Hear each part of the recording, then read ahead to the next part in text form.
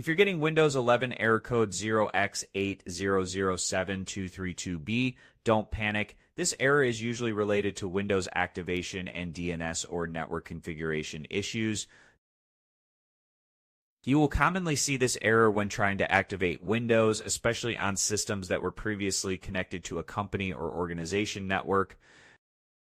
We will fix it step by step, starting with the fastest solution. First, make sure you're connected to the internet and open your web browser to confirm pages load normally. If your internet is working, press the Windows key, type CMD, right-click Command Prompt, and choose Run as Administrator. Type slmgr/a2 and press Enter. This forces Windows to try activating again. Wait a few seconds and see if activation completes successfully.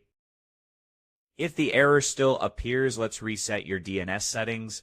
In the same command prompt window, type ipconfig/flushdns and press Enter. Once you see the message that the DNS cache was flushed, restart your computer.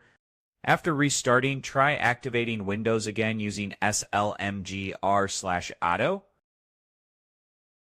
If that didn't work, your system may be using an incorrect KMS server address.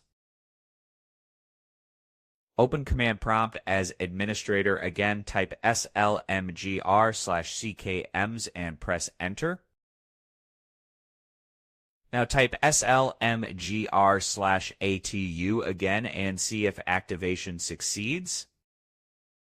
If you're still getting the same error, you will need to manually set a valid product key. Open Settings, go to System, then Activation, and click Change Product Key. Enter your genuine Windows 11 product key and click Next to activate. If activation still fails, temporarily disable any VPN or proxy software and try again. Also make sure your system date and time are correct because incorrect time settings can block activation. In most cases, fixing DNS settings and reactivating Windows resolves this error.